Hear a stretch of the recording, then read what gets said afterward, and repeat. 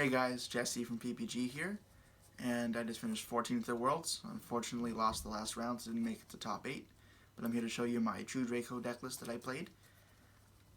I went 2-2-1 in Swiss, and so to start off, I have one Maxi, obviously, one of the best cards in the game right now, and 3 Ash Blossom, really good against the metagame right now. The metagame for Worlds was Dino, Yangzing, and True Draco. This card isn't good versus True Draco, but it's really strong against Dinos, so I still played it. I sided it out, obviously, versus any Draco mirror matches.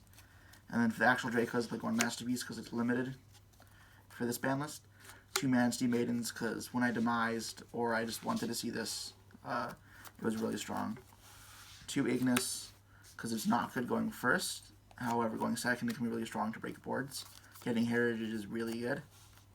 And 3 Dynamite Knight because it's really strong. Getting the trap cards is very important. They're good going first and second. It's also the biggest, like, 1 tribute. That's all the monsters, just 12, 8 Draco monsters. Obviously, you don't want too many monsters if you play card demise, so didn't play more. Dragonic Diagram, only one because it's limited in Japan, and for the World's list, it's the highest restriction of every card. So same with Masterpiece, you can only use 1. I played, for the Draco spells, I played 3 of each. The Draco spells, like, draw power and extra tribute summons. There's no reason not to put max out in every copy of it. 3 Potted Dualities, because with 1 diagram and only 2 terraformings, it's really hard to guarantee you always go through your standard plays, so this is really good to make sure you always get what you need to do.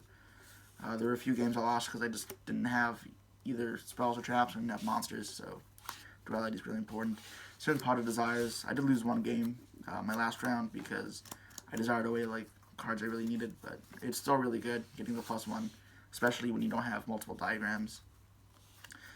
2 Card Demise, again you can only play 2, so I didn't max out on 3 copies, but it's extremely powerful. Upstart Goblin, 39 cards. Stormforth, I felt like it's the best spell out to Masterpiece because a lot of Masterpieces ended up being Monster Trap. It's a good removal card, and against Dinos, it was rules that if this was face up and then Miscellaneous Source, you could still go through the Miscellaneous Source to tribute their monster, as long as it's not in the same chain as the tribute summon. You use Miscellaneous Source. And then I played 2 Cosmic Cyclones. I figured even though this card wasn't amazing against Dinos, against going second, they usually set like pillars with a Danglong. You can just Cyclone the pillars, and it forces down one of the negates anyways, so it's actually not bad. And going first, it does stop Diagram, which can come up quite a bit. And Lost World, but it's more relevant for Diagram. So that's all the spells. The traps, again, 3 of each is really strong. They give you your tribute summons, they destroy cards, and they do have other utility effects. Apocalypse is really strong in like the Dino matchup because it's really hard to kill your guys if you don't have a Conductor, especially if your Masterpiece is monster immune. And then I played 3 Waterfall the Dragon Souls. Again, I really just did not want to brick, so I played this to make sure I always had my monsters. And if I drew too many monsters, I could discard them to draw. However, it was weak to Ash Blossom, although many cards are, so it's kind of hard to play around it. I did lose 1 duel because I actually had discarded because I had to draw and it got ashed.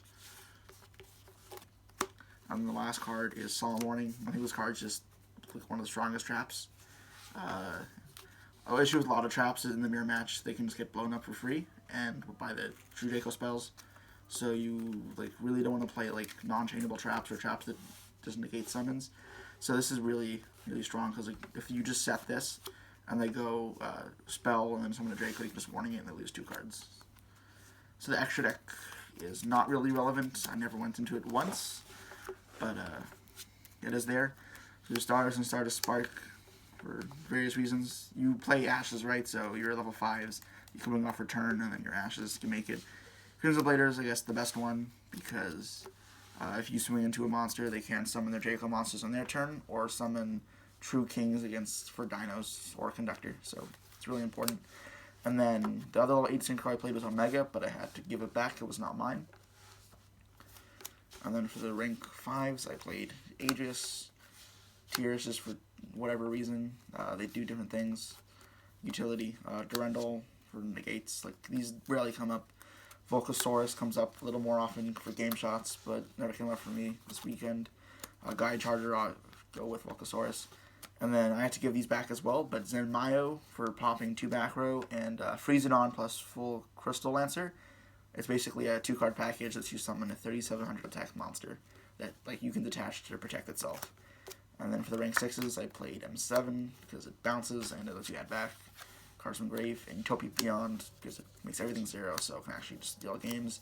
And it's 3k, so you can make rank 6 and you can kill Masterpiece with it, or you can crash into Crystal Wing. And also Metaltron 12, it's a true Draco card that requires 3 tributes. It's like basically like Masterpiece, but it doesn't pop. And then for the side deck, I played Time Maiden and Q Zaphion. I think these are really strong in the mirror match. They protect your life points. You get a draw if you tribute them. You can make sure your opponent can't get greedy and set multiple cards. I think they're really strong. And then 2 magic deflectors. I think this card's really good, going first. So if you set up a board and you set this, they can't use the Heritage, they can't use Disciples, they can't extra tribute summons, they can't Cosmic Cyclone. So this card is really strong. And then 2 Psalm Strakes. This is for dinos when they go first.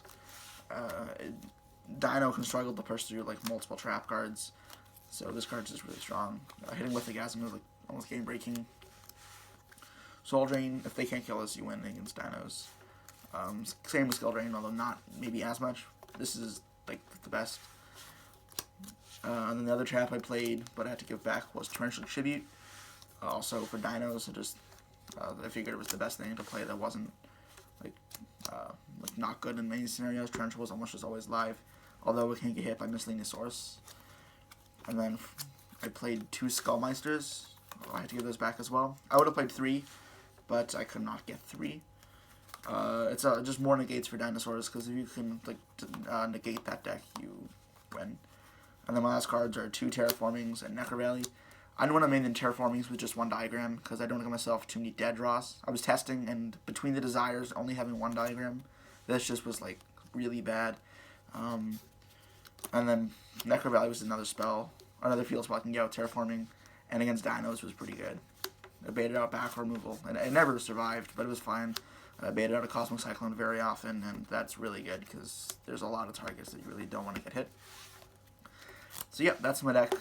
Unfortunately, didn't make it to top 8, but I still think it's a good deck, and even though it's not relevant for the TCG right now, TCG may get Diagram and Masterpiece Limited, and we may have decks limited to this soon.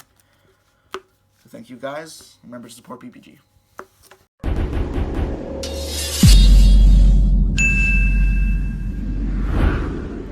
I played just double Dragoons, 3 of these, just 1 and 1.